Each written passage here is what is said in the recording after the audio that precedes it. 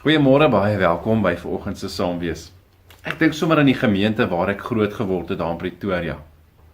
En daar het ons baie kere by jeuggeleenthede 'n lekker lied saam gesing. En hierdie lied het my altyd baie gefassineer. En dit is 'n lied wat my soveel krag gegee het, nee. Dit was vir my so inspirerend om in die lied het gegaan met die woorde: ek skaam my nie vir die evangelie van Christus.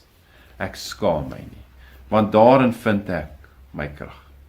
Nee, en hoe wonderlik hierdie lied, selfs vandag nog, so in my gedagtes en my herinneringe echo, nee, en wat dit vir my beteken het as gelowige. Dan blaai ek sommer so na Romeine 1 vers 16, wat sê, ek skaam my nie oor die evangelie nie, want dit is 'n krag van God wat tot redding van elkeen kom wat glo. Hoe wonderlik dat hierdie redding van die Here Jesus, hierdie evangelie, nee, wat natuurlik die Griekse woord evangelion, wat beteken die goeie nuus wat gekom het my lewe verander.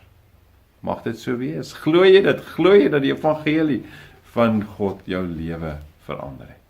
Mag jy juist daarom dan in die omstandighede waar jy vandag mag wees. Dalk is dit 'n styl optrane wat jy tegemoet gaan vandag, of dalk is dit 'n afdraande, of dalk is dit 'n onbekende pad wat jy nie ken nie. Mag dit so wees dat jy mag krag vind in hierdie goeie nuus, net soos wat Paulus skryf daar vir die gemeente in Rome. Hy sê, ek skaam my nie oor die evangelie nie, want dit is 'n krag van God tot redding van elkeen wat glo. Mag jy krag daarin vind, in die evangelie van die Here Jesus Christus, omdat jy glo. Kom ons bid saam. Here ons Here, dankie vir die goeie nuus. Dankie dat ek gered mag wees, omdat ek glo in hierdie goeie nuus wat U met die wêreld kom deel het. Dankie vir dit wat U vir my in die kruis gedoen het, maar meer is dit, dat U die dood oorwin het, die graf oopgegaan het, en U lewe.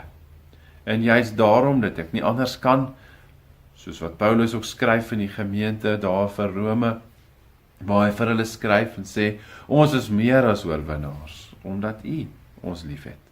Dankie daarvoor.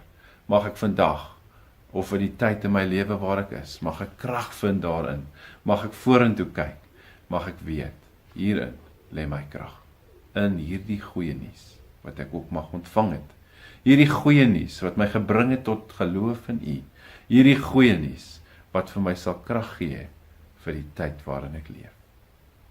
Amen. Mag jy 'n mooi dag hê, mag jy krag vind, mag jy weet, jy is meer as 'n oorwinnaar, omdat Christus jou liefhet. Pas jou mooi op.